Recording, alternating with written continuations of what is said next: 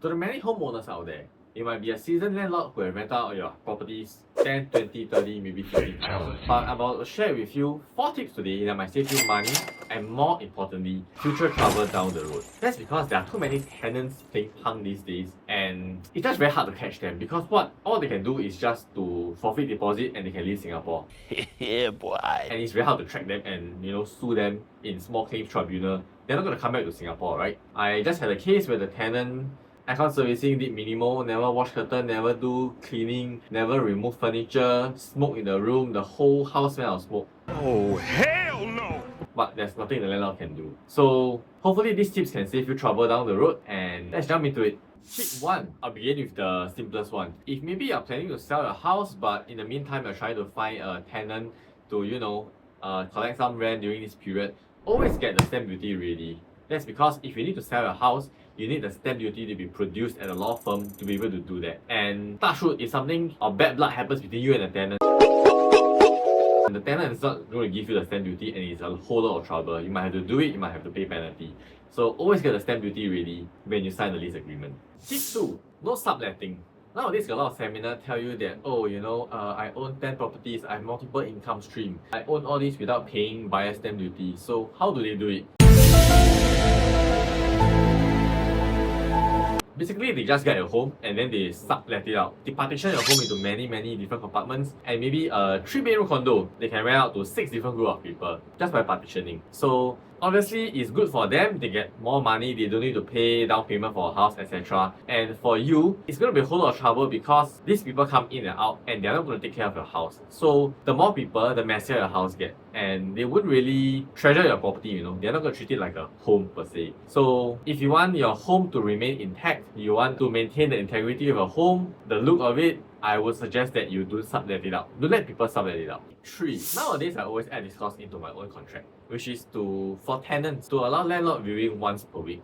That's because I actually, about 2 years ago, I encountered this tenant. The lease is expiring and we need to find a replacement tenant. So of course, we have to bring them up for viewing, right? And whenever we ask for viewing, this guy tells us he's sick. We ask for 4 weeks consecutively, he's sick for 4 weeks.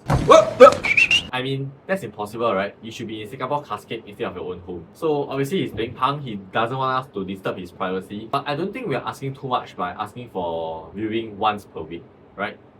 It's the minimum you can do, and it's like we're not overstepping our boundary. So for landlord, I think you should input this clause into your own contract to ensure that you get viewing towards the end of the lease when the tenant is leaving, so that you can bring prospective tenants up or prospective buyers, so that there's lesser gap time between the tenancy expiry and your sales or rental renewal. And don't overdo it. Don't go out and disturb the tenant like 3-4 times a week. That's not very nice. But I think once a week is perfectly fine.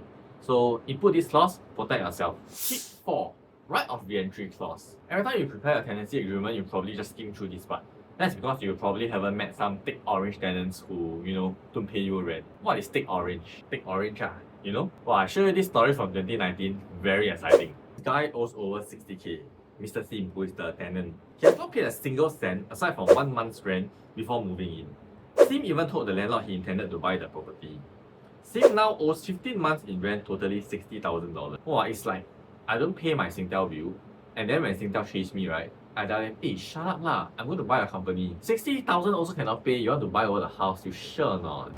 Damn! Doesn't make sense, right? Okay, I'm going to read verbatim because it's a bit too exciting. Even though the original tenancy agreement had already expired, Sim refused to move out. This finally prompted her, who is the landlord, to forcefully repossess the unit with the help of his cousin and an electric saw to open the front gate. FBI, open up!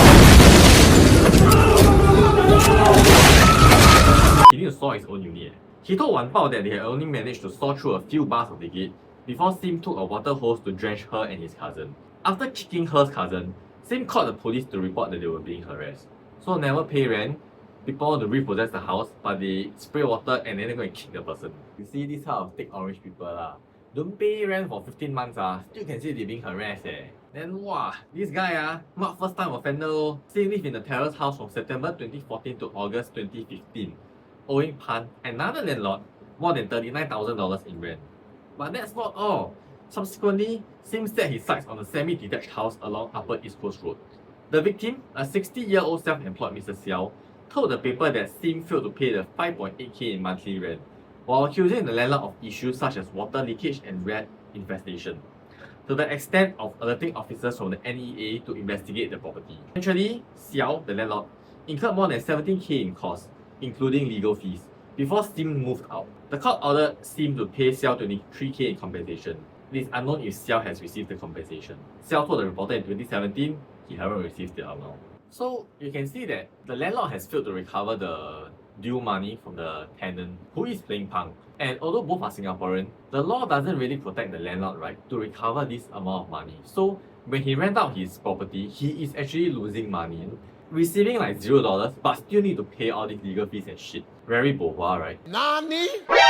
Nani? So what can we do against this type of thick orange people? We need to be well versed with the law. So here goes. So I quote from Lion Chambers law firm on what to do to evict a tenant in Singapore.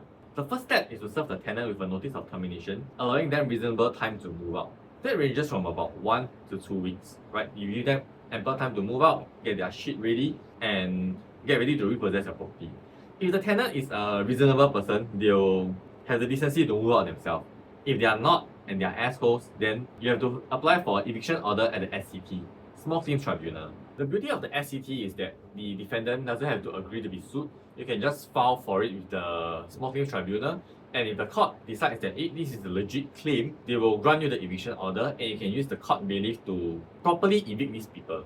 Do not ever try to, evict them yourself, because it is unlawful to do so. So even though you are the owner of your own house, you can't break into the own house when someone is inside. And if you do that, it might be considered harassment. So you don't want to, get into legal trouble with this type of people, and they are already in the wrong, but because you do something so stupid, and then in the end you get into own legal trouble yourself. It's a lose-lose situation.